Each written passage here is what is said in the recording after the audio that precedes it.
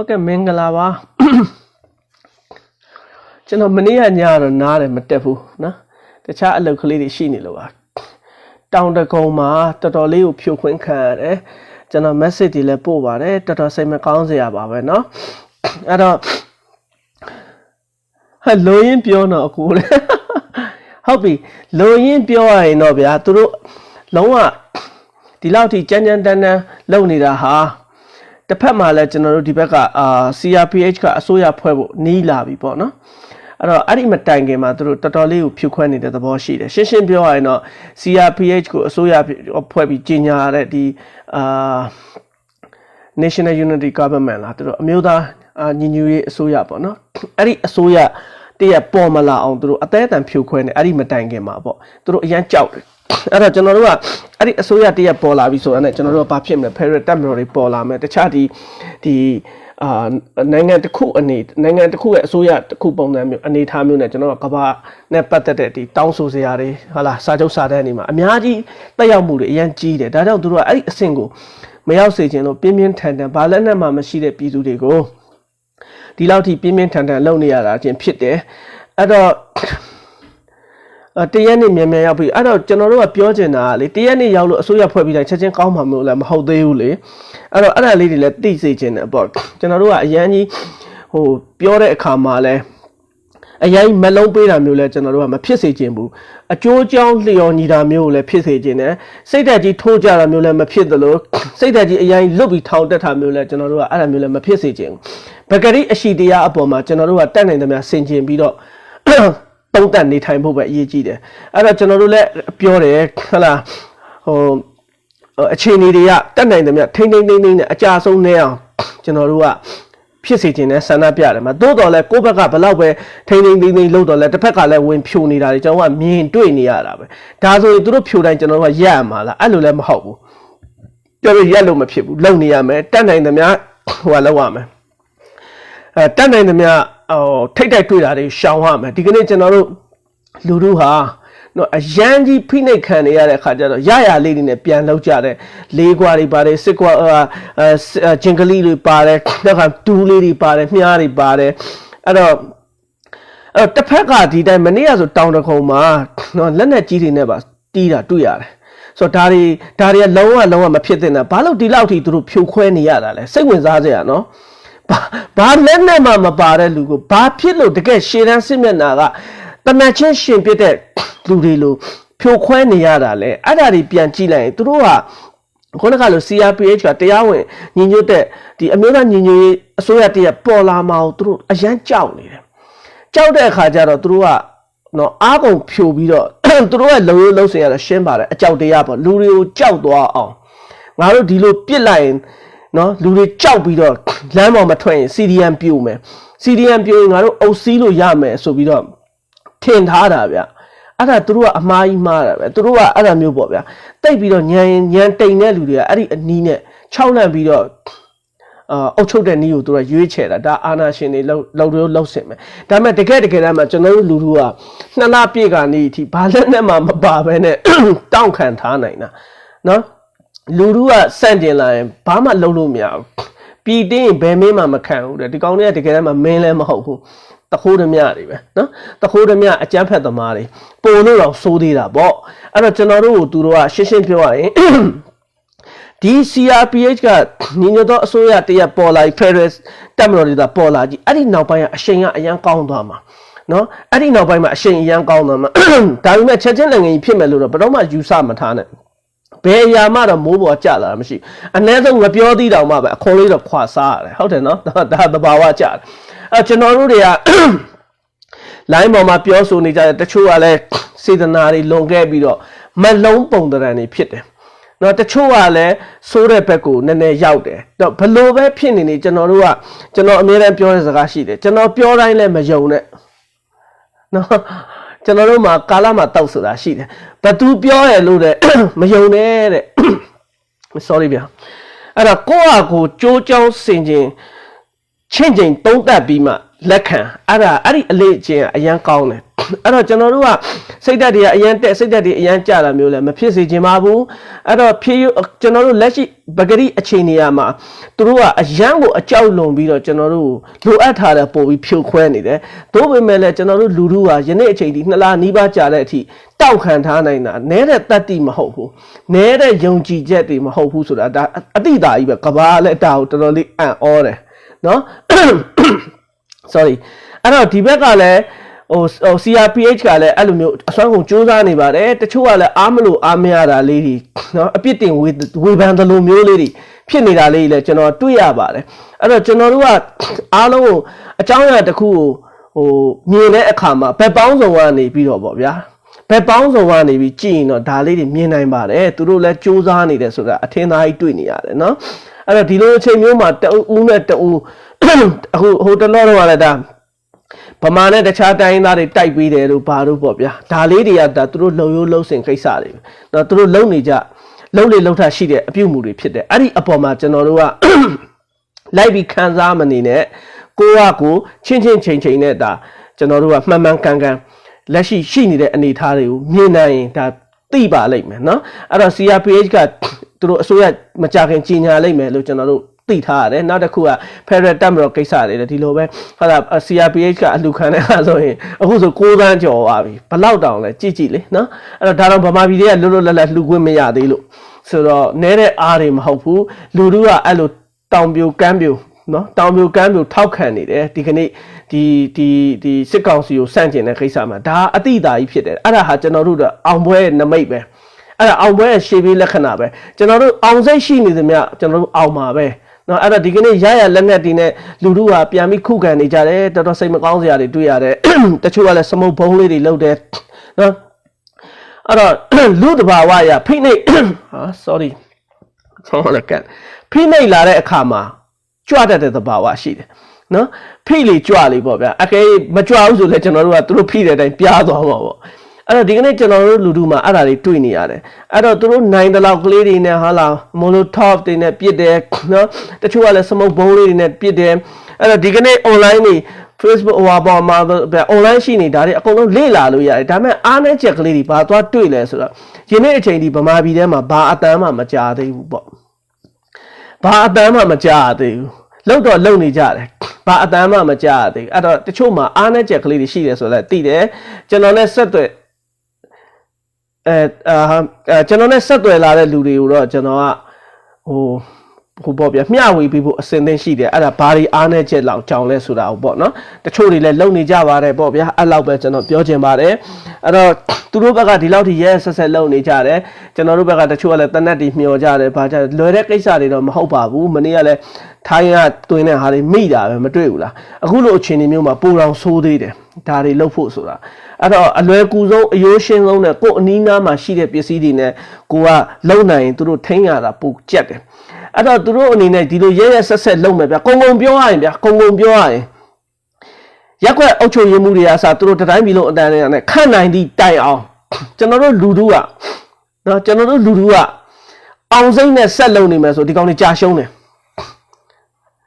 နော်ကြာရှုံးတယ်အဲ့တော့ဘာလဲဆိုတော့သူတို့အမိခံပဲရှိတယ်သူတို့ဟာလာအာနာသိန်းနဲ့သူတို့အစိုးရတွေရှောက်လုံနေတယ်အမိခံပဲရှိတယ်တကယ်အနှစ်သာရအဖြစ်လူထုကလက်မခံတဲ့ဘယ်သူမှအစိုးရမဖြစ်ဘူးနော်အဲ့ဒါတော့ရှင်းတယ်အဲ့တော့ကျွန်တော်တို့လူထုရဲ့အနေထားကလည်းနော်ရေကုန်ရေကန်းတွန်းလှန်မယ်ဆိုတာကတော့ယနေ့အဖြစ်ပြက်တွေကမြင်တွေ့နေရပြီပဲဘလောက်ပဲနှိတ်ကိုဘလောက်ပဲပြစ်လူထုကအချိန်တန်လမ်းပေါ်ရောက်လာတယ်နော်သူတို့လှုပ်ရှားရှိတာတွေကို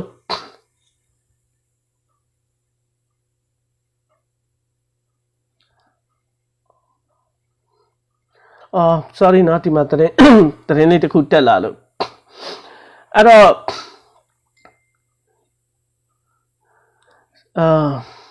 အားလုံးလည်းဂယုတဆိုင်နဲ့လှုပ်စေခြင်းနဲ့ဟုတ်လားကိုအဓိကကျွန်တော်တို့ကဟုတ်လားအဓိကဘာလဲဆိုတော့ကျွန်တော်တို့အခုဖြစ်နေတဲ့ပြဿနာကကျွန်တော်တို့ကလေးတွေသူတို့လောက်တဲ့ဒီတူးလေးတွေဘာတွေမိကြတယ်ဝင်စီးကြတယ်ပါတယ်အဲ့ဒါအဓိကပြဿနာဘာလဲဆိုတော့ကျွန်တော်တို့ဒီလုံခြုံရေးကိစ္စမှာအရင်အားနေတယ်နော်အားနေတဲ့အခါကျတော့ရှင်းပြောရရင်ဗျာ ရှင်းပြောရရင်အဲ့တော့ကိုဘာလောက်တတ်တယ်ဘာကင်တတ်တယ်ကျွန်တော်တို့ကအပြင်းအပြဿနာမရှိဘူးအတွင်းထဲမှာကျွန်တော်တို့ခဏပြောတယ်လုံးဝဘသူမှယုံလို့မရဘူးအရေးကြီးတဲ့ကိစ္စတွေမှာကိုလုံနိုင်တဲ့လောက်လုံပြီးတဲ့အခါကျရင်စီးတွေချထားဖို့လိုတယ်ကျွန်တော်တို့ခဏပြောတယ်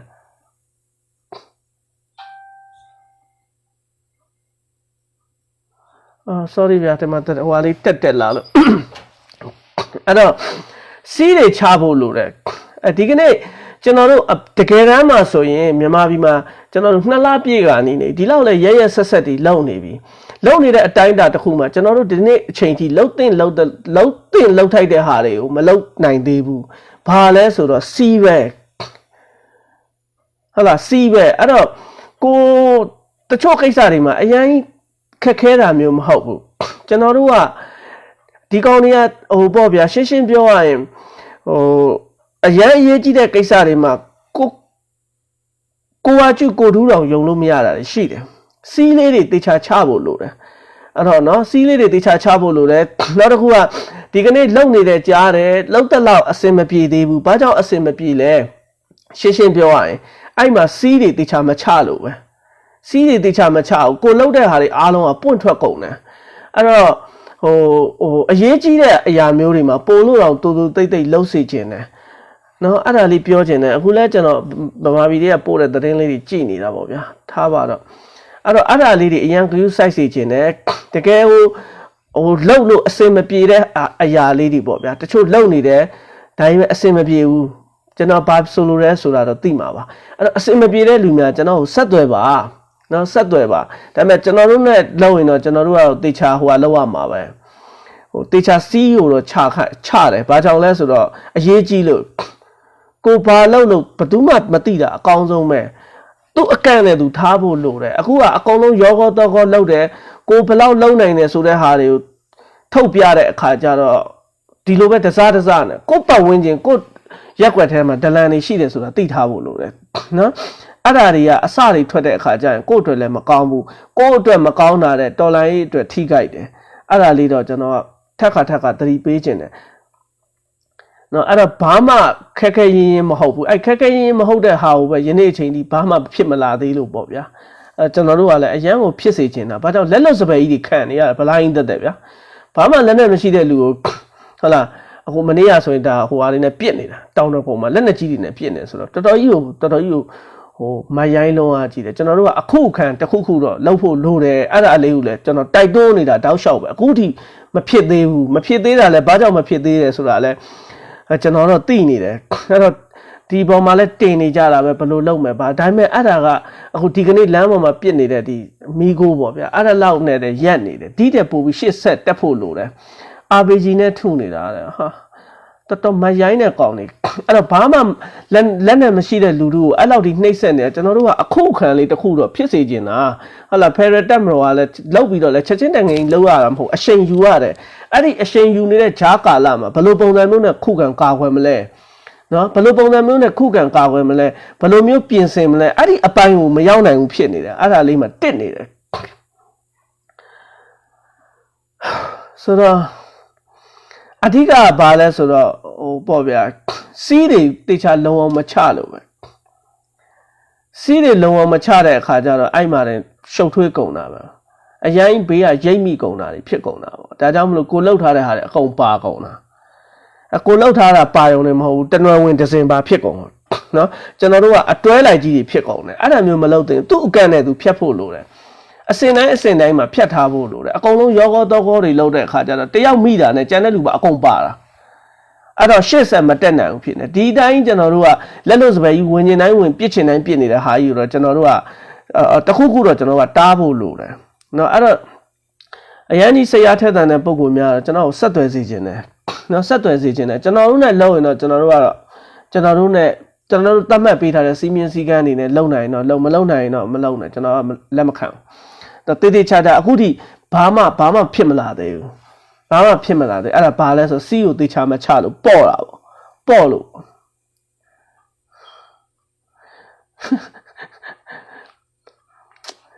ဟာလာပြောနေကြတောင်တော်ဘုံဘက်စစ်ကားတွေအများကြီးဆင်းနေတယ် ဒါတော့စစ်ကားဆင်းတော့လဲစစ်ကားထဲမှာလူအပြည့်ပါလဲမဟုတ်ပါဘူးစစ်ကားဆင်းတော့လဲလူပြည့်ပါလဲမဟုတ်တောင်တကုန်းကလူတွေတော့အရင်လေးစားပါတယ်တောင်တကုန်းတောင်ကြီးမြောက်ဥက္ကလာလှိုင်သာယာအခုဆိုတညင်ဘက်ပါနေတယ်ပြောတယ်အရင်ချီကျူးတယ်တတိအရင်ရှိတယ်နောက်တစ်ခါကလေးဟလာကလေးမှာတော့သူပြစ်ကိုပြစ်ပြန်ချတာပဲအဲ့ဒါပဲအဲ့တော့တူမီပဲရှိတော့တူမီနဲ့လည်းပြန်ခံချတာဆိုတော့ကျွန်တော်တို့ကအဲ့ဒါမျိုးပေါ့ဗျာ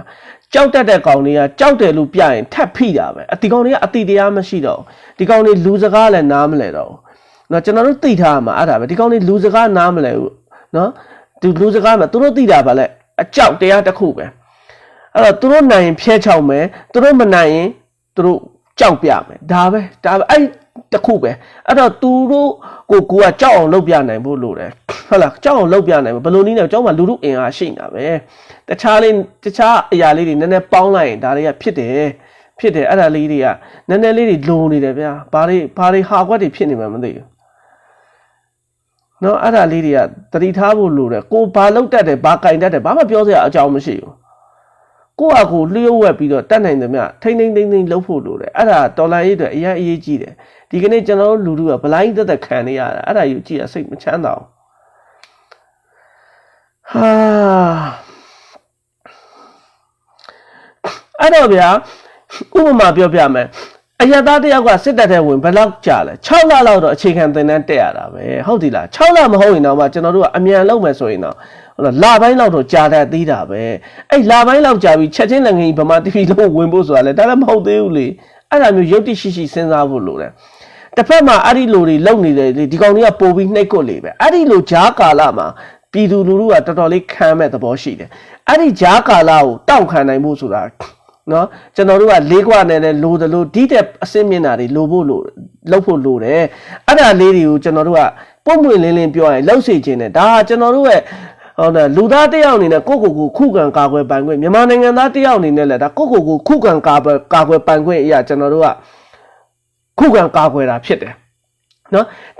တစ်ဖက်ကလက်နဲ့ကြီးနဲ့ထိစော်နေတာစနိုက်ပါနဲ့စော်နေတာကိုကျွန်တော်တို့ကတရေကွင်းနဲ့လောက်လေးကွာနဲ့တော့မရတော့ဘူးဆိုတာတော့ကျိန်းတည်တယ်အဲ့တော့ဒီတက်ပို့ပြီးကျွန်တော်တို့ကတိုးဖို့လိုတယ်အဲ့လိုတိုးဖို့အဆင့်ကိုမရောက်နိုင်ပဲနဲ့ဂျားထဲမှာခါပြက်ကုန်တယ်အဲ့ဒါဘာလဲဆိုတော့စီးကိုတေချာမချလို့ပဲကျွန်တော်အဲ့လိုပဲပြောချင်တယ်ရက်ကွက်မညီတာလည်းမဟုတ်ညီတာတော့ညီကြပါတယ်သို့တော်လည်းဒီပေါ့ဗျာအပံ့ပိုးမှုပစ္စည်းလေးတွေလိုနေတယ်အဲ့လိုပဲကျွန်တော်ပြောချင်တယ်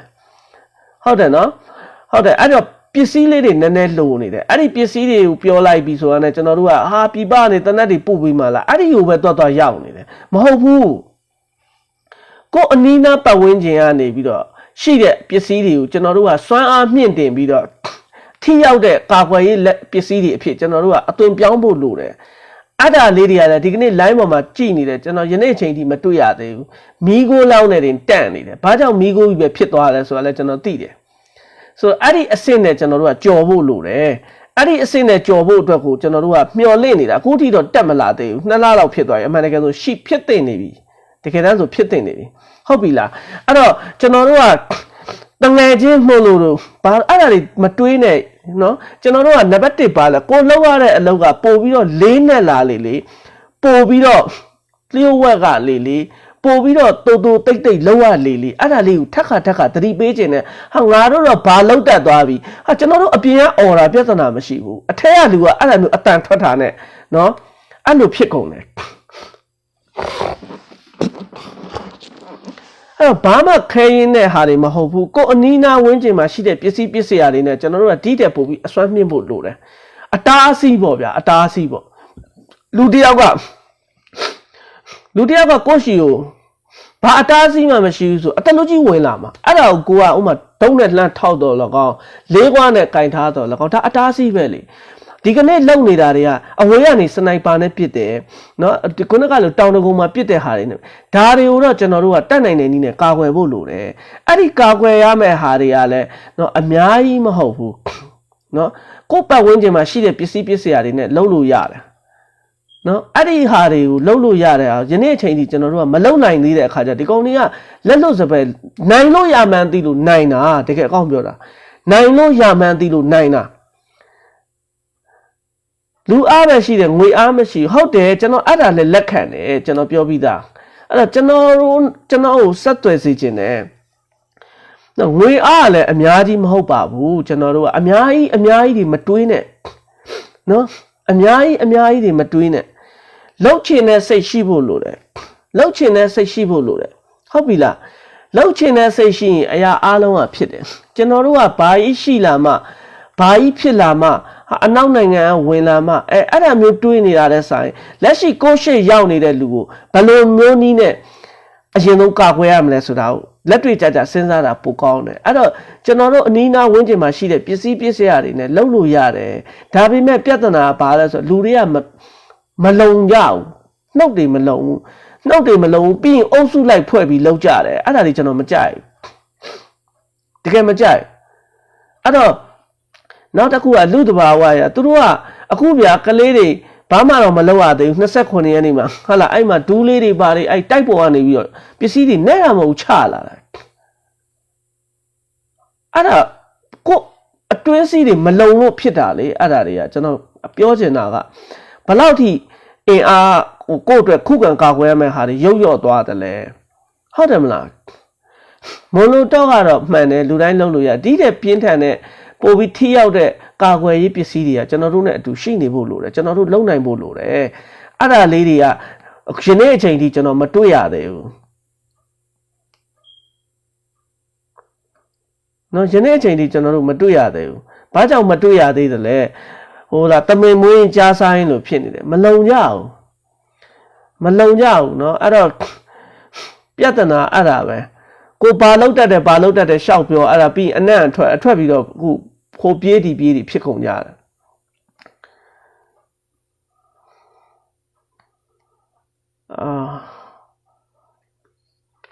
အဲ့တော့ကျွန်တော်တို့ကမြန်ထက်ဖြစ်စေခြင်းပြီဗျာလှုပ်လို့လဲတကူးချိန်မှာဆိုအတိုင်းတာတစ်ခုထိရှိသိနေပြီလို့ကျွန်တော်မြင်တယ်ဟုတ်လားကျွန်တော်ဖုန်းနံပါတ်ကျွန်တော် Viber ကျွန်တော်ရဲ့ page မှာဖုန်းနံပါတ်တင်ထားတယ်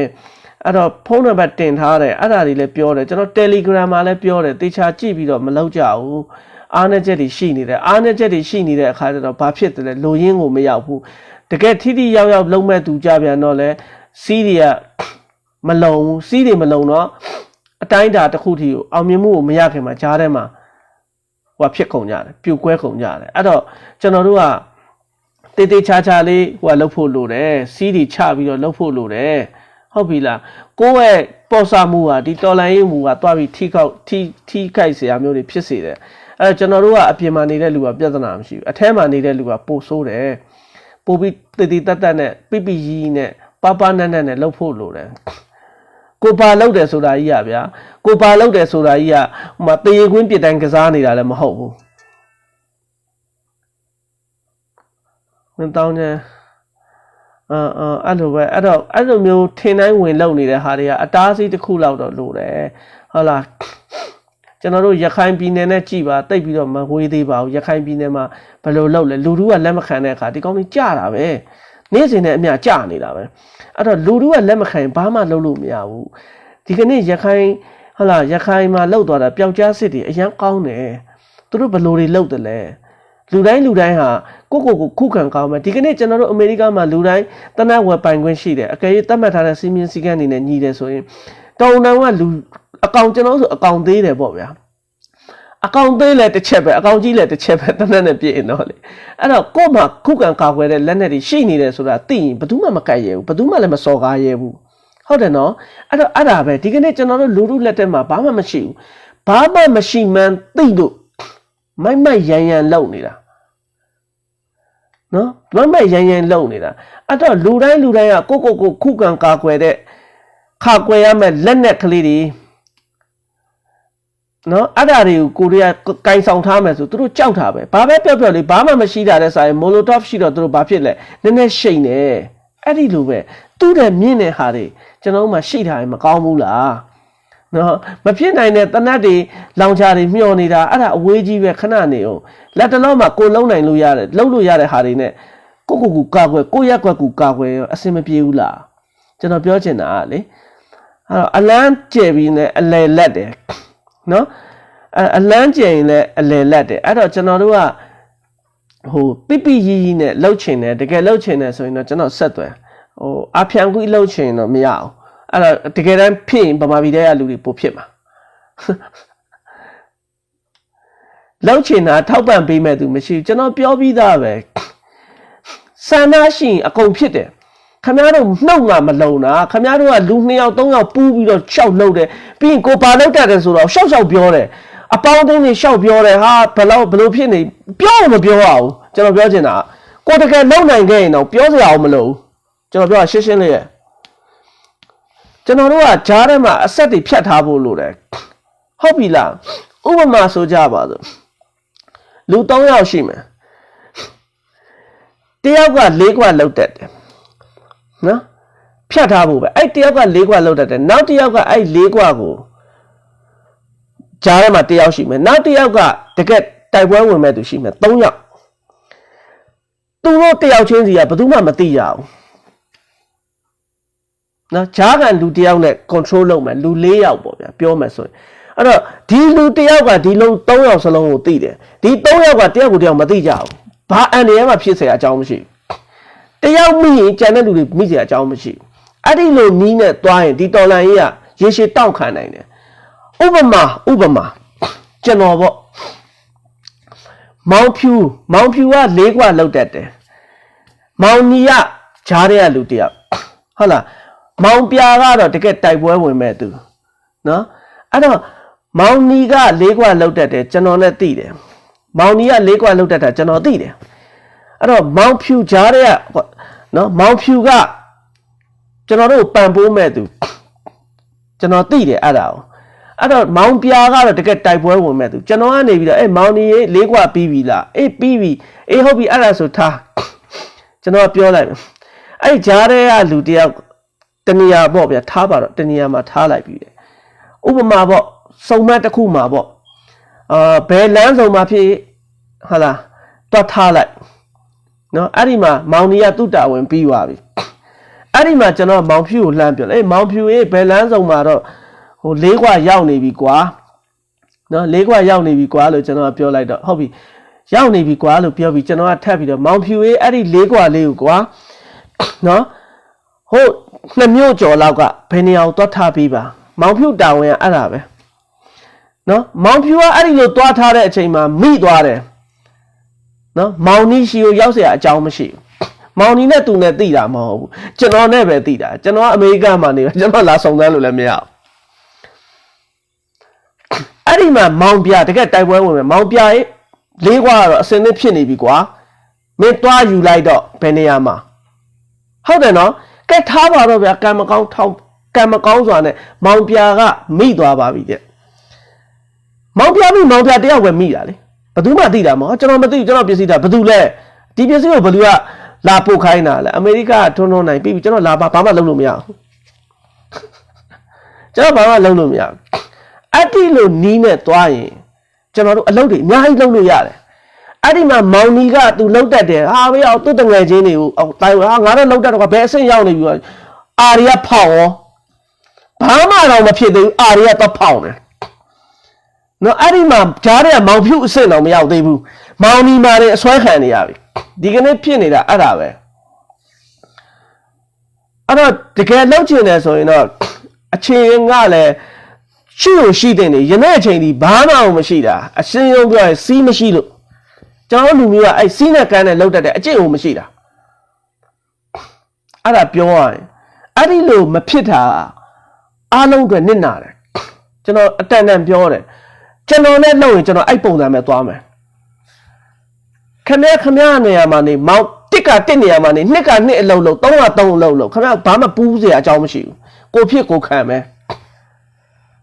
ကိုပြစ်ကိုခံတာအကြောင်းမဟုတ်ဘူးအရှိန်ကြီးသိတယ်အလုံးလုံးရတာဟုတ်ပြီလားကျွန်တော်ပြောချင်တာကကျွန်တော်တို့လုပ်နေတာကတရေခွန်းပြတန်ကစားနေတာမဟုတ်ဘူး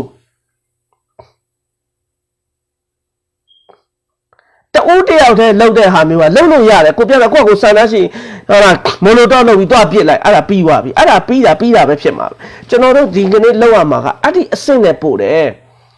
ဒီတဲ့ပို့ပြီးစနစ်တွေကြဖို့လိုတယ်အဲ့ဒီလိုစနစ်တွေကြဖို့ကြာရင်ပို့ပြီးတော့နှုတ်တွေစောင့်စည်းရတယ်ကျွန်တော်ပြောရှင်းလေးရဒီနေရာမှာနေဆိုဒီနေရာမှာပဲနေအဲ့ဒီအလုပ်ပဲလုပ်အဲ့ဒါအဲ့ပြဿနာမရှိဘူး အဲ့မှာမနေနိုင်မတိုင်နိုင်သွားပြီးရိုင်းအကုန်လုံးမြည်ကုန်မှာပေါ့ကျွန်တော်ပြောချင်တာဘာမှမလုပ်ရသေးဘူးပြေးနေရပြီဆိုတော့ဘာသွားလုပ်တော့မလဲဘာမှလုပ်လို့မရတော့ကျွန်တော်ပြောချင်တာတကယ်လုပ်ချင်လားအဲ့လိုမျိုးအဖြံကူးတော့လုပ်လို့မရအောင်တစ်ဖက်ကလူကလက်နဲ့ကြီးနေပါဆောတော့ကိုကရနေအချိန်ဒီမော်လိုတော့ကလည်းမတက်နိုင်သေးဘူးဖြစ်နေ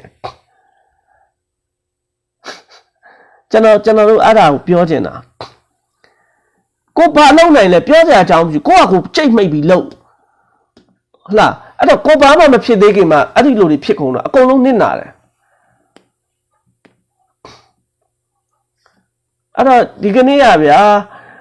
ကျွန်တော်တို့ကပြင်ဆင်နေတာနဲ့မပြီးတော့ဘူးဖြစ်နေတမင်မွေးရင်ကြားစားရင်ဘာမှမလုပ်ရသေးပဲနဲ့ကြားစားနေရတယ်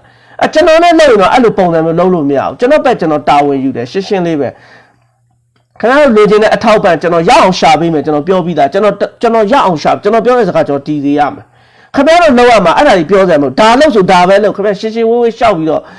အားချောင်းစရာအကြောင်းလည်းမရှိသလိုကိုလောက်ရမယ်အလုပ်ကိုလုပ်အချိန်တန်ခင်ဗျားတို့ရှိကိုလိုအပ်တဲ့အထောက်ပံ့ဖြစ်အောင်ကျွန်တော်တာဝန်ယူတယ်လို့ကျွန်တော်ပြောပြီးသားဟုတ်ပြီလားမလို့တော့လောက်နေတော့မဖြစ်တော့ဘူးကျွန်တော်ပြောချင်တာဖက်ဒရယ်တက်မှာဒီကနေ့ဖွဲ့ကျွန်တော်ပြောပြီးသားအရှိန်ယူအောင်ပါပဲ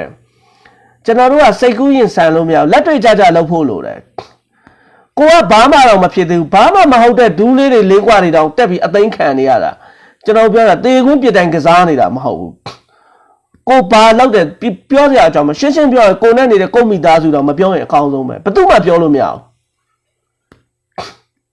အကန့်နေခွဲထားဖို့လိုတယ်ကျွန်တော်တို့ကတယောက်ကြရင်အကုန်လုံးတတိတိုင်းကြရင်ဘယ်လိုသားလုံးလဲကျွန်တော်ပြောချင်တာအဲ့လိုလူတွေပိန်နေလို့ကျွန်တော်တို့ကလည်းဒီဟာကိုတတ်နိုင်တယ်မြခုခံကာကွယ်ဖို့တဲ့နီလန်းတွေရှာနေတာဟုတ်မဖြစ်နိုင်သေးတဲ့အာတူဘီတို့အမေရိကန်တို့အဲ့ဒါသူများဟာကိုကျွန်တော်တို့ကစင့်ဟိုတွေကိုမျှော်နေတာတဲ့ဆိုင်လက်တွေကိုရှင်းမှရှိနေတဲ့လုံးလို့ရနိုင်တဲ့အရာတွေနဲ့လုံးလို့ရတာအများကြီးရှိတယ်တကယ်လုံးဖို့လိုတာခုနကပြောတဲ့အထောက်အပံ့ကျွန်တော်ပြောပြီးသားပဲကျွန်တော်နဲ့လုပ်ရင်ကျွန်တော်တို့ကရှင်းပြောရင်တော့ဗျအားလုံးကလည်းချမ်းသာလို့လုပ်နေကြတာမဟုတ်ဘူးအကုန်လုံးကကိုယ်ချွေးနှဲစာတွေနဲ့တိုင်းပြည်အတွက်ဒီကနေ့မတရားနိုင်ကျင့်နေတဲ့ကောင်တွေကိုကျွန်တော်တို့တွေကစန့်ကျင်နေတာချမ်းသာလို့လှူနေကြတာမဟုတ်ဘူးအဲ့တော့တိုးတိတ်လုပ်ရမယ်ဟာတဲ့အစ်စ်တွေခွဲတာကျွန်တော်အတန်ပြောတယ်ကျွန်တော်ပြောခင်ဗျားတို့အာမချောင်းနဲ့ခင်ဗျားဘာမှတော့မဖြစ်သေးဘူးအာချောင်းနေတော့အကုန်လုံးပါတာဗောကျွန်တော်ပြောပြီးသားကိုပြောရင်ကိုလောက်တဲ့အလုပ်ကိုမိမတော့မသိအကောင်းဆုံးပဲအကန့်နေခွဲထားဖို့လိုတယ်ကိုကအာချောင်ပြီးတော့မနေတတ်မထိုင်တတ်လောက်တိုက်တဲ့ဟာဒီကနေ့တော်လိုင်းကြီးပါအထိခိုက်ဖြစ်တယ်တောင်တကုံမှာပြိုကျင်တိုင်းဖြိုနေတတိုင်းပြည်လုံးအတိုင်းသားမှာဒီကနေ့ကလေးမှာဘာဖြစ်လဲသူပြစ်ကိုပြစ်ခံဖြစ်တာပဲတူမီတွေရှိတယ်ဟုတ်လားအဲ့တော့ဒီလူတို့မှာတူမီရှိတယ်ဆိုတဲ့အခါကျဒီကောင်တွေဝင်ကျင်တိုင်းဝင်မလုံရဲတော့ပြန်ဘူးဒီကောင်တွေအရန်ကြောက်တတ်တယ်ဒါတူမီအစင်းလောက်ပဲရှိသေးတယ်အကန့်အိမ်မှာကျွန်တော်တို့လက်ထဲမှာစသနာရှိကြည့်ပါလားဒီကောင်တွေအနာတော့ကတ်မှာမဟုတ်တော့လုံးလို့ရလို့လောက်တာဒီလိုကောင်သားတွေကအဲ့ဒါမျိုးပဲဒီကနေ့လမ်းဘေးကခွေးလေးနော်ဘယ်ခွေးမဆိုနော်ခွေးတွေကဘာဖြစ်လဲကိုမလုံမန်းတီအတင်းလိုက်ဆိုတော့ကိုကဟန့်နိုင်ရင်ဘာဖြစ်လဲဒီကောင်ဝစ်ဆင်သွားတယ်ဒါပဲဒီကောင်တွေကခွေးလိုပဲကျွန်တော်တို့ကအလုံးလုံးတဲ့ခါမှာအကန့်တွေဖြတ်ဖို့လိုတယ်ဒီကနေ့ခင်ဗျားတို့ပိုင်လိုင်းပြောနေတယ်ခင်ဗျားပိုင်လိုင်းခွဲရင်းနဲ့လောင်ပါပဲထင်လို့လားအားလုံးကအကန့်နေရှိတယ်သူ့အကန့်နေနဲ့သူရှိတယ်ဟုတ်တယ်နော်သူတို့ကကိုယ့်လိုမျိုးခတ်တုံးနေမဟုတ်ဘူးခင်ဗျားခွဲတဲ့နေရာပဲကွဲသွားမှာကျန်တဲ့နေရာတောက်လျှောက်လောင်မယ်ထင်လို့လားမဟုတ်ဘူးအဲ့ဒါပဲကျွန်တော်တို့ကအလုံးလုံးတဲ့အခါမှာကိုလုံနေတဲ့အလုပ်ကအရင်လေးနဲ့ဖြစ်နေတယ်ပြောပြီးသားတိုက်မဟုတ်ကတွေရှောက်မစင်းစားနဲ့တကူတော့ရှိတာပေါ့ဗျာဟိုကျွန်တော်တို့ကတစ်ချက်လောက်ကုန်မဲ့နေရာကိုတက်နေနေမဲ့ချိုးကြံပြီး9မှု3မဲ့လောက်ကုန်ထိရမယ်တာဝန်ရှိတယ်ဒါတွေအားလုံးကအလုံးလုံးတဲ့အခါမှာကျွန်တော်ပြောပြီးသားပဲလူတို့ကထောက်ပံ့မယ်အားလုံးကချွေးနှဲစာတွေနဲ့ထောက်ပံ့ကြမယ်အဲ့ဒါကိုဗျမ်းပတာနဲ့စိန်ခံနေလို့တော့မရဘူးတော်လိုင်းလောက်တယ်ဆိုတာခင်ဗျပင်မဲမယ်ဆင်းရမယ်အစိုးရကမလုံနိုင်မလုံနဲ့အားလုံးကတစ္ဆာရှိရမယ်ဒီပေါ်မှာနော်ငွေရေးကြေးကိစ္စကျွန်တော်ရအောင်ရှာပေးမယ်ကျွန်တော်ပြောပြီးသားခင်ဗျားတို့ဆက်သွယ်ပြီးတေချာလုပ်ဖို့ပဲလို့တယ်နှစ်ကားတော့ရှိနေပြီယနေ့အချိန်ဒီဘာတန်းမှလည်းမကြောက်ဘူးကျွန်တော်လည်းတင်ပေးတာ Telegram မှာကုန်နေပြီအစင်မပြေလို့ဆက်လာတယ်ဒီလိုလုပ်ကျွန်တော်တို့လည်းပြောတာပဲဘာမှခရူးဆိုင်မှာကျွန်တော်လူလူကိုဒီနေ့အထိရက်ဆက်တတ်ဖြတ်နေတဲ့ကောင်တွေကိုကျွန်တော်မှခုခံကာကွယ်ပိုင်ခွင့်ရှိတယ် ကြောက်ပါတနက်ရရင်တနက်နဲ့ပြန်ချမှာပဲဒါဟာကျွန်တော်တို့ရဲ့အခွင့်အရေးပဲခင်ဗျားတို့ဗဇက်တွေမလုံလို့အာတွေချောင်လို့အခုဒီဘာမှမဖြစ်တ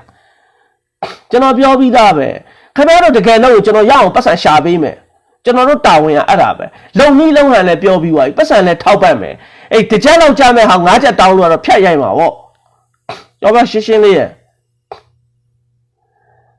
ဒီကနေ့ကနေမှာတူချကိုချပြန်ချတယ်ကျွန်တော်တို့မှာရှိတာကိုကျွန်တော်ပြောပြီးသားမဖြစ်နိုင်တဲ့လက်နဲ့တွေအဲ့ဒါတွေတောက်ကြရတွေလာတောင်းတာကျွန်တော်တော်တော်ကြည့်လို့မရအောင်ကိုလုံနိုင်တဲ့အရာနဲ့ဘယ်လိုလုံနိုင်မလဲကျွန်တော်၄ခွရှိ၄ခွနဲ့ကျွန်တော်တို့ပြောပြီးသွားပြီဟုတ်ပြီလား၄ခွရှိ၄ခွကျွန်တော်တို့ကခုခံမှာပဲဒီတဲ့အစင်တက်ဖို့လိုရဘာမှမဟုတ်သေးတဲ့ဟာကြီးကိုမြောက်ပြီးတကယ်လုတ်ပြီးခင်ဗျားတို့ချမလားအဲ့ဒါကြလည်းမဟုတ်ပြန်ဘူးကျွန်တော်ပြောချင်တာကတကယ်လုတ်ချင်တဲ့လူကဖြစ်အောင်လုပ်တယ်ကျွန်တော်ကိုဆက်သွယ်ကျွန်တော်ပြောပြီးသားပတ်စံကိစ္စလောလောဆယ်ကျွန်တော်တို့ကဟိုခုနကပြောလို့ချိုးချိုးချန်ချန်နဲ့လှုပ်ဖို့လိုတယ်အဲ့တော့ဒီပေါ်မှာတော်လိုင်းကိုခုတုံးလုပ်ပြီးလှုပ်စားမယ်ဆိုရင်တော့ဝေးဝေးရှောင်တာမလာတာကောင်းတယ်ကျွန်တော်ပြောချင်တာကနော်ဝေးဝေးရှောင်တာအဲ့တော့လှုပ်စားဆိုရင်တော့မရဘူးတကယ်လုပ်မယ်ဆိုကျွန်တော်တို့ခိုင်းတဲ့အတိုင်းလုပ်ဖို့လိုတယ်ခိုင်းတာမဟုတ်ဘူးသူ့သဘောတဘာဝရခင်ဗျနံပါတ်1က1အလုပ်1အလုပ်ခင်ဗျ2အလုပ်ဘာမှမေးစရာအကြောင်းလည်းမရှိဘူးတစ်ဖက်ကအဖွဲစည်းကတေချာ train ထားတဲ့အဖွဲစည်းအဲ့ဒီကောင်တွေကိုကိုကပြန်လောက်ရမှာဒါဆိုရင်ဗျာသူတို့က train တာကိုကမဟုတ်ဘူးဘယ်အရာမဆိုအားနည်းချက်တွေရှိတယ်ဘယ်အလုပ်မဆိုအားနည်းချက်တွေရှိတယ်ဒီကနေ့အထိလူတို့ကလက်မခံဒီကောင်တွေဘာမှလုပ်လို့မရဘူးလူတို့ကြားတဲ့ကိုဒီကောင်တွေကလာဝင်နေတာကျွန်တော်တို့ကစနစ်တကျနဲ့ပျောက်ကြားနည်းနဲ့လုပ်ဒီကောင်တွေဘလို့မှမခံနိုင်ဘူးဒီကောင်တွေအင်အားတောင်းလို့ရက်ွက်လာစခန်းချလူတို့ကလက်မခံရင်ဘာမှလုပ်လို့မရဘူးအမေရိကန်နဲ့ BNN စစ်အင်အားဘလူသားလဲအမေရိကန်သားတယ်အမေရိကန်နဲ့ BNN မှာစစ်နိုင်တယ်လို့ဘယ်သူပြောရဲလဲကျွန်တော်မေးမယ်ဟုတ်ပြီလားကျွန်တော်ပြောချင်တာအပိုင်လိုက်မခွဲသေးဘူးလားတဲ့ဟုတ်ပါပြီအဲ့ဒီမေးတဲ့လူကအဲ့ဒီခွဲဖို့တော့ခင်ဗျားဘာလုပ်လဲကျွန်တော်ပြန်မေးရမှာပဲလူတိုင်းကကိုတက်နိုင်တဲ့အပိုင်းကလက်တွေကြကြလှုပ်ဖို့လိုတယ်ကျွန်တော်ပြောချင်တာကအခုကဘာမှမလုပ်ရသေးဘူးအတန်နဲ့တင်ဖားသိနေပြီကျွန်တော်ပြေ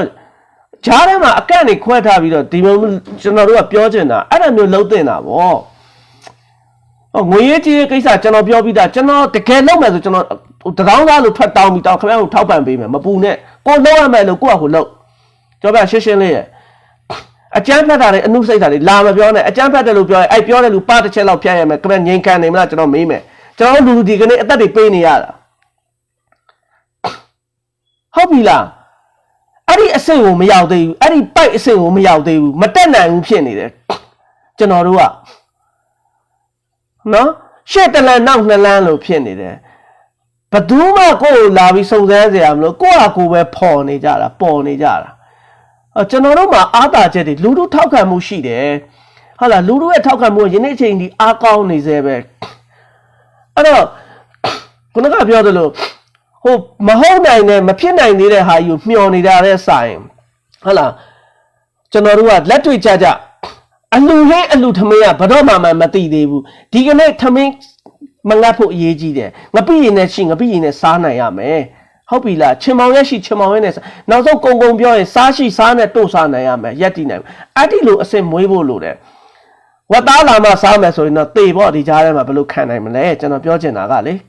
ငွေရေးကြေးကိစ္စကျွန်တော်ရအောင်လုပ်ပေးမယ်လို့ကျွန်တော်တာဝန်ယူတယ်ခင်ဗျားတို့တကယ်လို့တာဝန်ယူပေးမယ်ကျွန်တော်ပြောချင်တာကကိုဒီလောက်ထိရက်ွက်ထဲဝင်ပြီးတော့ခင်ဗျားတို့သားသမီးတွေဘာလုပ်လိုက်မယ်ညာလုပ်မယ်ဒီကောင်တွေကလူစိမ့်မရှိတဲ့ကောင်တွေကျွန်တော်တို့မှာကိုခုခံကာကွယ်ပိုင်ခွင့်ရှိတယ်ဟုတ်ပြီလား BNN တွေကိုအတူယူဖို့လိုတယ်ဘာမှတနတ်တွေလောင်ချာတွေမစင်းစားနဲ့ကိုပတ်ဝန်းကျင်မှာရှိတဲ့ပစ္စည်းတွေနဲ့လှုပ်လို့ရတယ်ပြောပြီးသွားပြီအဲ့ဒီတက်တိနားလည်းတဲ့ပုံကူများလည်းနည်းနည်းလေးကျွန်တော်တို့လူတို့ကိုကူညီပေးစေခြင်းတယ်ဗျာနော်လူတို့ကိုကူညီပေးစေခြင်းတယ်ကျွန်တော်အဲ့လိုပဲပြောခြင်းတယ်ဒီအချိန်မှာခင်ဗျအကြမ်းဖက်တာအနုစိတ်တာတွေလာမပြောနဲ့ကိုလာပြီးတော့ကိုအိမ်ရှိလာရိုက်ပြီးတော့ခင်ဗျဓာတ်နဲ့ခုံမဲ့သူကိုကခင်ဗျဟိုတွားကြထိုးတန်လေးနဲ့တော့တွားရင်ဆိုင်လို့မရဘူးဗျဟုတ်လားကျွန်တော်တို့ကရင်ဆိုင်လို့မရဘူးအဲ့ဒါကိုလေးခွနဲ့တီးရင်တီးရမယ်လှန်နဲ့ပြည့်ရင်ပြည့်ရမယ်အဲ့ဒါကိုအကြမ်းဖက်တယ်လို့ပြောခင်ဗျပြောချင်တာပြောကျွန်တော်ပြောပြီးသားပဲကျွန်တော်တို့ကကိုယ့်ရဲ့ခုခံကာကွယ်ပိုင်ခွင့်တွေကနေတွားနေတာခ ခမရတို့နှောက်မလုံးလို့အဲ့မှာဘာမှမလုပ်29ရက်နေဆိုကျွန်တော်ကတော်တော်မောင်းတင်ထားတာတကယ်ကြာလဲဘာမှမဟုတ်ဘာလို့မလဲအတန်တွေကထွက်ပြီးတော့အကုန်ညိတာပဲတကယ်လည်းကျွမ်းကျင်တဲ့နေဆက်မှာလူတွေအများကြီးရှိပါတယ်လူတို့ကိုလှုပ်ပြလို့ရတာတွေအများကြီးရှိတာကျွန်တော်ကလှုပ်ပေးစေခြင်းနဲ့လှုပ်ပေးစေခြင်းနဲ့အဲ့တော့ကျွန်တော်တို့ကပေါ်လာလို့နဲ့စောင့်နေတာမပေါ်လာလို့ကျွန်တော်တို့ကအခုလိုတက်လာတာ sorry ကျွန်တော်ပြောပြီးသားပဲငွေကြေးအရာလဲလိုအပ်တယ်အလုပ်တစ်ခုလုပ်တာငွေတော့လိုအပ်တာပဲဒါပေမဲ့အဲ့ဒါပေါ့ကိုလှုပ်ချင်တဲ့စိတ်ကနံပါတ်1အရေးကြီးဆုံးပဲစီးစနစ်တေချာကြာနာနဲ့လုံနိုင်ဖို့အရေးကြီးတယ်ခင်ဗျားတို့ရရင်ကျွန်တော်ပြောပြီးသားကျွန်တော်ရအောင်ရှာပေးမယ်ကျွန်တော်ရအောင်လူခံပေးမယ်ကုံပြောရင်ဗျာကျုပ်တထောင်းစားလို့လူခံပေးမယ်ခင်ဗျားမပူနဲ့ခင်ဗျားတို့လှုပ်ဖို့ပဲအရေးကြီးတာဘာမှမဟုတ်ကလာပြီးလက်နဲ့ပေးပါလက်ပြဖုံးပေးပါအဲ့ဒါတွေလာမပြောနဲ့အတိတ်ပဲလည်းမရှိဘူးကျွန်တော်ပြောချင်တာဟာငါတို့ကလက်နဲ့ရရင်ကျွန်မအဲ့မှာသေလိုက်အဲ့မှာအိမ်ထဲမှာငုတ်တို့ထိုင်ပြီးကြီးမှန်ပြီးသေကြအဲ့မှာကျွန်တော်ပြောချင်တာအဲ့ဒါပဲကိုလုံးလို့ရနေတဲ့လောက်ပိုင်ခွင့်တွေလုံးလို့ရတဲ့အတိုင်းတာတွေရှိတယ်ဒါတွေကိုစနစ်တကျနဲ့လုံခြုံလုပ်ဖို့လိုတယ်အကန့်တွေခွဲထားဖို့လိုတယ်ဟာကောင်းတော့တငယ်ချင်းယုံရတာပဲလောကကြီးမှာဒီလိုအလုပ်ကိစ္စတွေလုပ်တယ်ဆိုတော့ဘာလို့မှမယုံကိုမိမတော့တစ်ချင်အောင်နဲ့အဲ့တဲ့မိမတော့မယုံနဲ့ဗျာဒီကနေ့အစ္စရေးကအာရပ်နိုင်ငံကြားထဲမှာဘာကြောင့်ရပ်တည်နိုင်တာလဲအစ္စရေးထောက်လှမ်းရေးတွေအရင်ကောင်းတာနော်လုံးဝထောက်လှမ်းရေးကအစ္စရေးကကောင်းတာဟုတ်လားကျွန်တော်တို့ဒီအစ္စရေး6ရက်စစ်ပွဲတို့ဘာလို့ဆိုဘာကြောင့်နိုင်သွားလဲလက်ဦးမှုရတယ်ရန်သူကိုလက်ဦးမှုယူနိုင်တယ်ဘာကြောင့်လက်ဦးမှုယူနိုင်တယ်လဲလုံးဝနှုတ်လုံတယ်သူတို့ကတတ်မှတ်ထားတဲ့စီမင်းစည်းကမ်းတွေကြားထဲမှာလုံးဝတသွေးမသိမ်းလိုက်နိုင်တယ်ဒါကြောင့်သူတို့အစ္စရေးကယနေ့အချိန်ထိအာရပ်ကဘာကြားထဲမှာရပ်တည်နေနိုင်တာဟုတ်တယ်နော်ဘေးနားပတ်ဝန်းကျင်ကနိုင်ငံတွေကလည်းခက်အခြေအနေတော့မဟုတ်ဘူးအားလုံးကတောင်းတင်းနိုင်ငံတွေကြီးပဲဒီနိုင်ငံတွေကြားထဲမှာအစ္စရေးတေးသေးလေးကဘာကြောင့်ရပ်တည်နိုင်လဲဒီကနေ့ခင်ဗျားတို့ကျွန်တော်ပြောနေမော့ဆက်ခင်ဗျားတို့အဲ့ဒီသင်တန်းဆင်းဟုတ်ပြီလားဘာလဲအဲ့ဒါအရေးကြီးတယ်တည်င်းလုံခြုံမှုတွေအရေးကြီးတယ်စနစ်တကျနဲ့လျှို့ဝှက်လုပ်တတ်ဖို့အရေးကြီးတယ်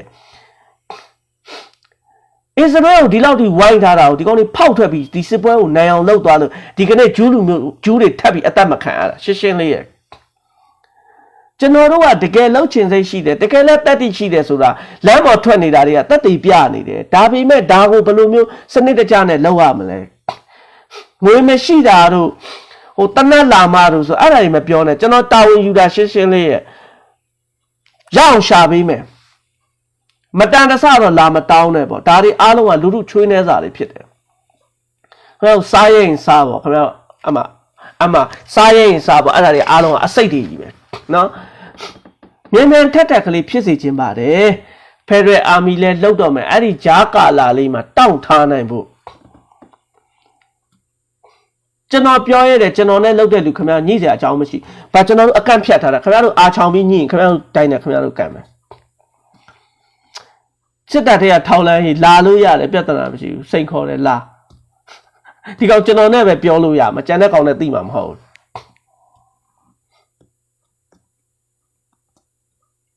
ဟုတ်ပြီလားကျွန်တော်တို့ကဗျာတတိတတိုင်းပါတဲ့အဟာမျိုးကျွန်တော်တို့ကမလိုလားဘူးဟုတ်ပြီလားတတိတတိုင်းပါသွားတယ်တယောက်မိတာနဲ့တတွဲလိုက်ကြီးပါသွားတယ်အဲ့ဒီလုပ်ငန်းစဉ်အားလုံးကပြက်နောက်တစ်ခါပြန်အထိုင်ချကျွန်တော်တို့ကအထိုင်ချလို့မပြီးတော့ဘူးဟိုဟာကောင်တွေကလက်နဲ့ကြီးနေပါစောနေကိုကအထိုင်ချလို့မပြီးတော့ပြဿနာအဲ့ဒါပဲဟုတ်လားကုံပြောရရင်ဗျာနောက်ဆုံးညှိသွားတယ်ဆိုရင်တော့ကျွန်တော်တို့အတွဲလိုက်ကြီးမပါအောင်ကျွန်တော်တို့ကအကန့်တွေဖြတ်ထားဖို့လိုတယ်နော်အကန့်တွေဖြတ်ထားဖို့လိုတယ်အဲ့ဒီလိုမျိုးအကန့်တွေဖြတ်ပြီးတော့လှုပ်တဲ့အလေးအကျင့်လှုပ်ဖို့လိုတယ်နော်အဲ့ဒါလေးတွေကျွန်တော်ကဟိုဖြစ်တာပါကျွန်တော်ဟိုပေါ့နော်ပြည်တွင်းထဲမှာခက်ခဲတွေဖြစ်နေတယ်အခုလိုအရန်တွေနှိပ်စက်ပြုတ်နေတာကျွန်တော်တို့ကကြည့်လို့ဟိုပေါ့ဗျာတော်တော်လေးစိတ်မကောင်းဖြစ်ရပါတယ်ဒါကြောင့်လဲကျွန်တော်မြန်ဖြစ်စေခြင်းတယ်မြန်ဖြစ်စေခြင်းတယ်ကျွန်တော်တို့ကရန်ငါစီးပြတ်ဖို့လိုတယ်ကိုအိတ်ကိုနဲ့တအိတ်ရတဲ့အိတ်တဲ့မိမတော့မယုံနဲ့ဒီလိုကိစ္စမျိုးမှာလုံးဝပြောစရာအကြောင်းမရှိဘူးမိမလောက်တဲ့လူကလည်းဒီအလုပ်ကိစ္စလုပ်နေဆိုယောက်ျားကိုပြောစရာအကြောင်းမရှိဘူးဟုတ်ပြီလားအဲ့ဒါလောက်ထိလုံဖို့လိုတယ်အဲ့ဒီလိုမျိုးလုံမှသာကျွန်တော်တို့ကအောင်မြင်မှာအခုလိုကျွန်တော်ပြောနေတယ်ဆိုတာကကျွန်တော်စိတ်ဆိုးလို့မဟုတ်ဘူးเนาะဂယုဏဒေါလို့ခေါ်တယ်ဂ ခရုဏာတော်တော်လို့ခေါ်တယ်ကျွန်တော်တို့အရန်ဖြစ်စေကျွန်တော်တို့အရန်ဖြစ်စေခြင်းလို့အချိန်2လလောက်ကြာပြီတကယ်စိတ်ပါလက်ပါလို့ရင်တပတ်အတွင်းထဲမှာအားလုံးဆက်တက်လုပ်လို့ရတယ်အထိုင်ချလို့ရတယ်အဲ့ဒါကိုယနေ့အချိန်ဒီမဖြစ်သေးတာဟာကျွန်တော်ကခရုဏာတော်တော်ဖြစ်လို့ကျွန်တော်ပြောပြီးသားပဲနော်ဓာတ်ကင်လာတဲ့ကောင်ကိုတွားကြထိုးတယ်နဲ့တွားရှင်းတယ်ဆိုတာတော့အတိတ်ပဲတော့မရှိအတိတ်ပဲမရှိဟုတ်ပြီနော်အဲ့တော့အဲ့ဒါလေးတွေလှုပ်ဖို့လိုတယ်ကျွန်တော်ဘက်ကဘာလှုပ်ပေးနိုင်မလဲကျွန်တော်ပြောပြီးသားလုပ်ငန်းအတွက်ငွေရေးကြေးကျွန်တော်တို့တက်နိုင်သမျှကျွန်တော်မတက်နိုင်ကျွန်တော်တရောင်းစားလို့အလှခံပြီးခင်ဗျားတို့ပို့ပေးမယ်ရအောင်လုပ်ပေးမယ်နော်ခုနကလို့တော်လန်ရေးလှုပ်ထားတော့ဟိုတယ်ပေါ်တက်ပြီးစိန်ခံတာမဟုတ်တဲ့အတွက်အခက်ခဲတွေတော့ရှိမယ်ဆိုတာတော့သိထားဖို့လိုတယ်ဟုတ်ပြီလားတကယ်လှုပ်ချင်တဲ့စိတ်နဲ့လူထုကိုတကယ်ကာကွယ်ပေးချင်တဲ့စိတ်နဲ့လုပ်ရင်အားလုံးဖြစ်တယ်ကျွန်တော်တို့ကဒီကြားကာလမှာထိန်းထားနိုင်ဖယ်ရတက်မတော်ကအချိန်ကောင်းလာရင်ပြီးသွားပြီသူ့လမ်းကြောင်းနဲ့သူသွားမှာဒီကာကြားကာလလေးမှာပဲကျွန်တော်တို့ကဒါကြောင့်အရန်တွန်းနေရတာကျွန်တော်တို့ကမီးကိုလောက်နဲ့တင်လမ်းပေါ်မှာပွက်ပြီးနေတယ်မီးကိုလောက်နဲ့တင်ကျွန်တော်တို့ကရှေ့မတက်နိုင်ဖြစ်နေရတယ်နော်တကယ်တမ်းမှာတော့ဗျာဒီတဲ့ပို့ပြီးခကြီးပေါက်တဲ့နေပြီဟုတ်တယ်နော်အဲ့တော့ကိုရှိမှာဓာရှိတယ်ကိုဒီလိုကာကွယ်နိုင်တဲ့အကီဒီကနေ့ကလေးမှာဖြစ်တယ်ကလေးရလူတွေကတူမီနဲ့ပြန်ဖြစ်တယ်အဲ့ဒီစစ်ခွေးတွေနော်ရက်ွက်တဲ့ဝရုံးတုံးကဝင်လာရဲလားမလာရဲဘူးဟာဒီကောင်လေးမှာတူမီရှိတယ်ငါတို့ဘက်မှာ4ယောက်တော့ကြာသွားပြီဒါပဲဒီကနေ့ကဘာပေါ်မှာပျောက်ကြားနီးကိုဘယ်သူမှလုံးလို့မရဘူးနော်ခင်ဗျားတနိုင်ငံလုံးအရာအုပ်စီးနိုင်မယ်ခင်ဗျားဘယ်တော့မှငြိမ်းချမ်းမှာမဟုတ်ဘူးကျွန်တော်တို့အမြဲတမ်းတော်လှန်နေလို့ရတယ်ကျွန်တော်တို့လက်ခံတဲ့လူထုအစိုးရမပေါ်တဲ့ဒါလုပ်လို့ရတယ်ဒါပဲဒီကနေ့ဒီကောင်တွေဘာကြောင့်အာဏာသိမ်းလဲသူတို့လက်ထဲမှာလက်နဲ့ရှိတယ်လူထုမှာဘာမှလုံနိုင်တဲ့အနေအထားမရှိလို့အာဏာသိမ်းတာဒါပဲနော်ဒါပဲအဲ့တော့သူလဲလူထုမှာလဲလက်နဲ့ရှိတယ်ဆိုရင်ဒီကောင်တွေဗျမ်းပတာမလုပ်ရတော့ဘူ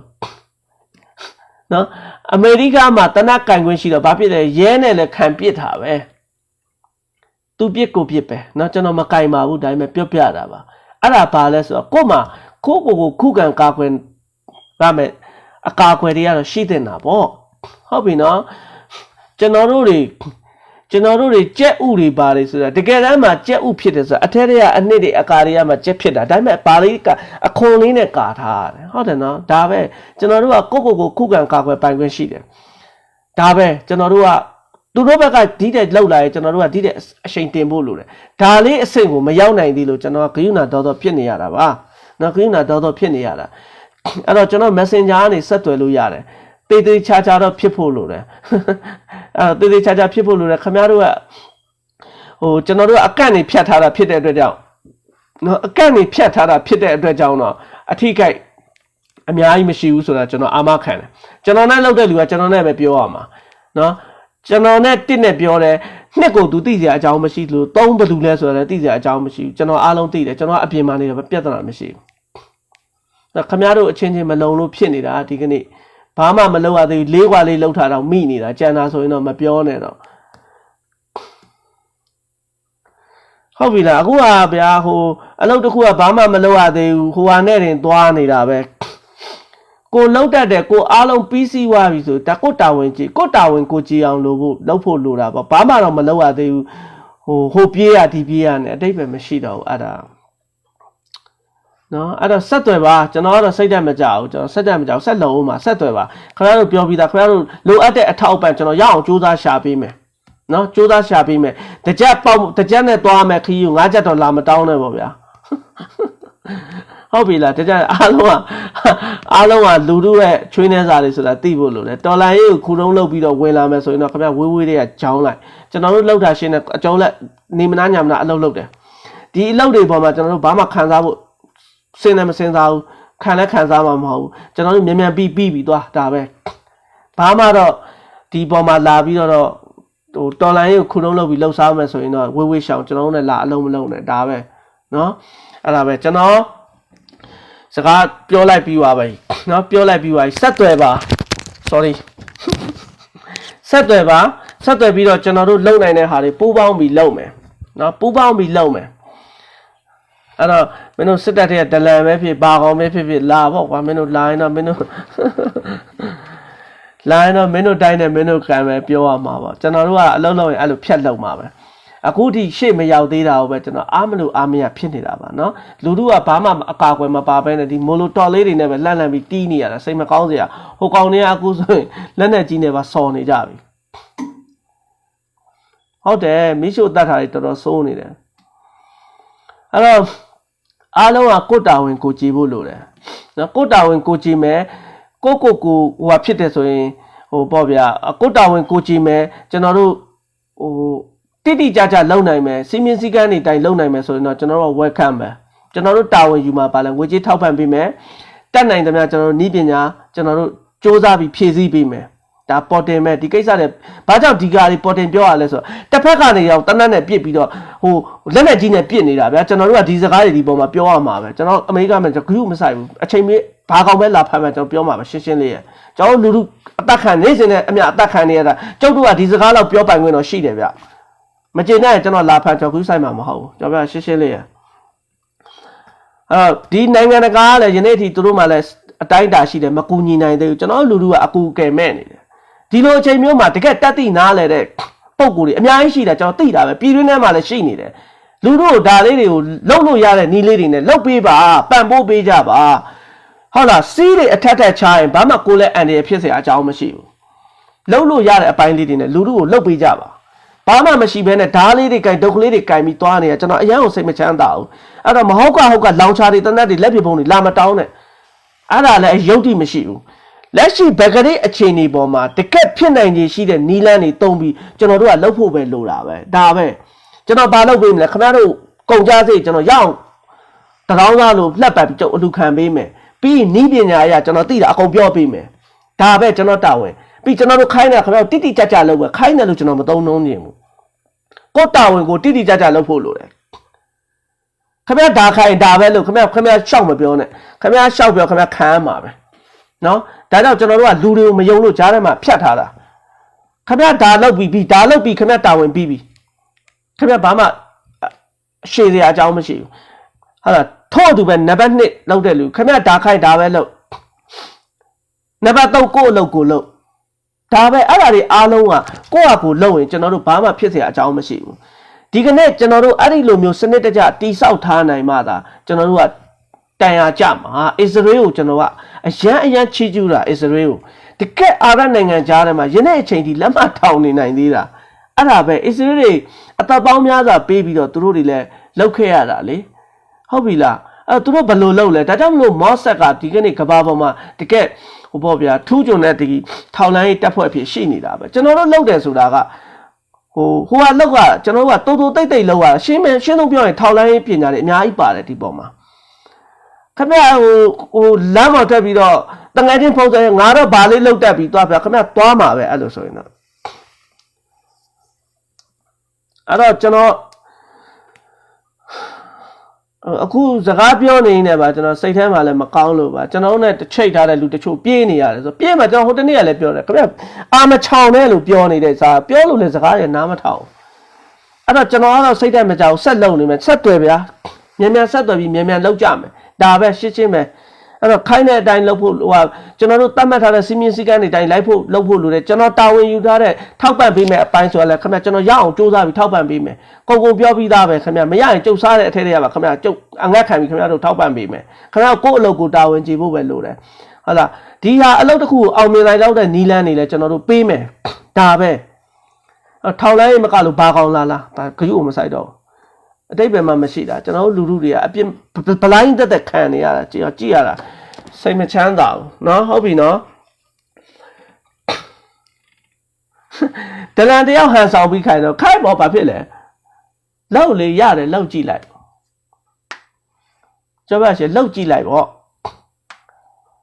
အဲ့တော့ပေါ့ဗျာကျွန်တော်တို့ကတချို့ကိစ္စတွေမှာမြန်ထက်နဲ့တွတ်လက်လှုပ်ဖို့တွေလိုတာပေါ့အခုလိုမျိုးတုံဆိုင်ဟိုမရောက်ဒီမရောက်နဲ့အဲ့တော့ခါဟိုခကြီးကမပေါက်တော့ဘူးဖြစ်နေတာအဲ့ဒါကိုကျွန်တော်ပြောချင်တာနော်ကျွန်တော်တို့လည်းညဘက်အရေးတွေပြတ်တာပဲအရေးတွေပြတ်အချိန်တွေကုန်ခံပြီးတော့တဲ့ပြီးတော့ဘာမှမလုပ်ရသေးဘူးပြက်ကဲဗျာနော်ကျွန်တော်မြန်ဆက်သွယ်ပါကျွန်တော်ပြောထားတဲ့ဂရိအတိုင်းပဲကျွန်တော်စူးစမ်းပြီးမယ်ခင်ဗျားတို့ထောက်ပံ့ပေးမယ်တန်းနိုင်သလားကျွန်တော်တို့ဒါအားလုံးကချွေးနှဲစာတွေနဲ့ပဲထောက်ပံ့မှာအဲ့တော့အလုပ်ကိုတိတိကျကျလုပ်ဖို့ဆိုရင်တော့ ကျွန်တော်နဲ့အလုပ်လုပ်လို့ရမယ်ကျွန်တော်အလုပ်လုပ်လဲဆိုတော့ကျွန်တော်အတွက်မဟုတ်ကျွန်တော်တိုင်းပြည်အတွက်အလုပ်လုပ်တယ်ကျွန်တော်လူမျိုးအတွက်အလုပ်လုပ်တာဟုတ်လားထိုင်းရဲတွေဖမ်းလိုက်တယ်လက်နဲ့တွေအမှမိတာလက်ပစ်ပုံးတွေပါညာတယ်ခင်ဗျားထင်သလောက်မလွယ်ဘူးအဲ့ပစ္စည်းကအပြင်ကဟာတွေတိတ်မမျောနဲ့ကျွန်တော်ပြောပြီးသားအလူတမဲအလူဟင်းကိုမျောနေနေဒီကြားထဲမှာငတ်သေးလိမ့်မယ်ကိုလုံးလို့ရတဲ့ဟာတွေလောက်ပေါ့ဟုတ်ပြီလားကျွန်တော်ရှိတယ်ခင်ဗျားတို့သိကျင်တာတွေကျွန်တော်ပြောပြမယ်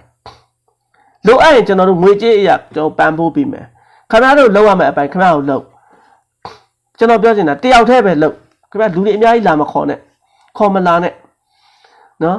အကယ်၍လုံရောကြုံရော3ယောက်ပဲ1 group 3ယောက်ပဲအုပ်စုတစ်ခု3ယောက်ပဲနော်အများကြီးကိုပါလောက်တယ်ဆိုတော့ခင်ဗျာကိုလောက်တဲ့ဟိုမှာကိုလောက်တဲ့၄ခွာကိုကျွန်တော်ခင်ဗျားတို့ကဟို manufacturing လည်းလုပ်ချင်တယ်နော်ပြီးရင် distribution လည်းလုပ်ချင်တယ်မရဘူးကိုကထုတ်လုပ်တဲ့ချင်တယ်ဆိုထုတ်လုပ်ခင်ဗျားတို့ဖြန့်ဖြူးမဲ့အလုပ်ကခင်ဗျားတို့ကိစ္စမဟုတ်ဘူးကြားထဲမှာဖြတ်တာနော်အဲ့လိုတွားဖို့လိုတယ်ထုတ်တဲ့လူကထုတ်ဖြန့်တဲ့လူကဖြန့်ချတဲ့လူကချဟုတ်ပြီလားအနည်းဆုံး3နေရာရှိတယ်ဘာလို့မလဲထုတ်တဲ့လူကထုတ်ဘာမှဝင်မရှုံနဲ့ဖြန့်စရာအကြောင်းလည်းမရှိဘူးကျွန်တော်ပြောပြီးသားပဲကျွန်တော်တို့အရေးပြတ်ခံပြီးညဘက်စူးစမ်းပေးနေတယ်ဆိုအဲ့ဒါကျွန်တော်တို့ဘာမှလိုက်လို့မရဘူးခင်ဗျားတို့နဲ့ကျွန်တော်တို့ကြားထဲမှာအကန့်တစ်ခုရှိပဲထားတာကြားထဲမှာဘလောက်ပဲတေးသေးတက်လှုပ်လို့အစိုးထွက်တာလေးတွေအစားထွက်တာလေးတွေရှိမှာပဲအကယ်အစားထွက်တယ်ဆိုလည်းပြဿနာမရှိဘူးတနေရာမှာပြတ်သွားပြီတခုနော်တောက်လျှောက်မိကိုကြွက်လျှောက်လိုက်เสียအကြောင်းမရှိဘူးဟုတ်ပြီလားဟုတ်ပြီဗျာအဲ့လိုဆိုရင်လည်းနော်ကျွန်တော်တို့ကဒီကနေ့ဒီလို wifi လေးတွေပြောလို့ရနေတော့ကာလာလေးမှာမြန်မြန်ထက်လှုပ်ဖို့လိုတယ်စက်တက်တွေဒီအထိုင်ကိုမြန်မြန်ချဖို့လိုတယ်အဲ့ဒါတွေအားလုံးပြီးတော့ကျွန်တော်စိတ်အေးသွားပြီဟုတ်ပြီလားဒီကနေ့ကျွန်တော်တို့လူထုမှာလက်နဲ့မရှိလို့ဒီကနေ့ခံရတာဒါပဲဒီကောင်တွေကလက်နဲ့နဲ့အကြောက်တရားတစ်ခုပဲဒီကောင်တွေသိတယ်တကယ်ဘာမှမသိဘူးအကြောက်တရားတစ်ခုပဲသိတယ်ဒီကနေ့လူထုကိုတတ်နေတယ်ဆိုတာလဲကြောက်လို့တတ်တာရှင်းရှင်းလေးရအဲ့ဒီလိုကောင်တွေကိုကြောက်အောင်ပြန်လုပ်ရမယ်နော်ဘယ်နိုင်ငံမှဘလောက်တော်တဲ့စစ်တပ်ဖြစ်ဖြစ်ပျောက်ကြားနည်းကိုဘတော့မှအဆုံးတတ်အောင်မတိုက်နိုင်ဘူးနော်အဲ့ဒါသိထားဖို့လိုတယ်အဲ့တော့လက်နဲ့မရှိတာတို့ငွေကြေးမရှိတာအဲ့ဒါမပူနဲ့ဘီယန်နန်တွေဘယ်လိုလုပ်လဲကျွန်တော်တို့လည်းပြောပြီးသားခင်ဗျားတို့အရန်ကန်ကောင်းတယ်ကျွန်တော်ပြောပြီးသားကျွန်တော်ရအောင်ထောက်ပံ့ပေးမယ်လို့ကျွန်တော်ပြောပြီးသားဘာမှရှောက်ပြီးတွေးစရာအကြောင်းလည်းမရှိဘူးကိုလှုပ်စရာရှိတဲ့ဟာလေးကိုယ့်ဟာကိုလှုပ်ဖို့ပဲခုနကလို့နော်စိန်ခံဖို့တော့လာမလုံးနဲ့စိန်ခံဖို့ဆိုရင်တော့မဆက်သွယ်တာအကောင်းဆုံးပဲဒါပဲကဲအားလုံးကျေးဇူးတင်တယ်ကျွန်တော် messenger လေးကိုပို့ပါနော်ကျွန်တော်ဖုန်းနံပါတ်လည်းပါတယ်ဟာဒါကျွန်တော်တို့သတ်မှတ်ထားတဲ့ဟာတွေနဲ့ညီညွတ်ရင်လက်တွဲလုပ်မယ်မညီရင်တော့အခုတည်းအစမလုပ်ဘူးဒါပဲအဲ့ကျေးဇူးတင်တယ်နော်ကျေးဇူးတင်တယ်ကျွန်တော်မြန်လေးကျွန်တော်ဟိုအောင်မြင်စေခြင်းပါတယ်ဒီကနေ့ကျွန်တော်တို့ကလမ်းပေါ်ထွက်ဆန္ဒပြရုံနဲ့မရဘူးပွဲမသိဘူးဆိုတာသိပြီးပါပြီ CDN နဲ့လည်းမရဘူးဆိုတာသိပြီးပါပြီဟုတ်ပြီနော်ဒါကြောင့်မို့ Federal တက်မလို့ဆိုတာတွေဖြစ်လာဖို့အကြောင်းဖန်လာတာပေါ့အဲ့လိုနီးပေါင်းစုံလုပ်ဖို့လိုတယ် Federal တက်မလို့မလာသေးခင်ကာလမှာကျွန်တော်တို့ကဒီမြို့ပြတွေမှာကျွန်တော်တို့လူထုကိုကာကွယ်ဖို့အတွက်လိုအပ်တယ်နော်ကာကွယ်ဖို့အတွက်အရေးပေါ်ကိုကာကွယ်ဖို့အတွက်လိုအပ်တယ်အဲ့ဒီလိုအရေးပေါ်ကိုကာကွယ်ဖို့ဆိုတာလဲကိုပတ်ဝန်းကျင်မှာရှိတဲ့ပစ္စည်းတွေနဲ့လုံးလို့ရတာတွေရှိတယ်ဒါပဲအဲ့ဒါပဲအဲ့ဒီဟာကိုကျွန်တော်ကအစားထိုးခြင်းတာနော်အားလုံးကျေးဇူးတင်တယ်နော်အရေးတော်ပုံအောင်ရမည်ပါဇက်လုံးရင်အောင်တယ်စီကံလိုက်နိုင်အောင်မယ်နော်တတိရှိရင်အောင်မယ်ရဲရင်အောင်မယ်နော်အားချောင်းရင်တော့ကြွမှာပဲနော်တတိတိုင်းပါမှာပဲကျေးဇူးတင်တယ်နော်အားလုံးပဲ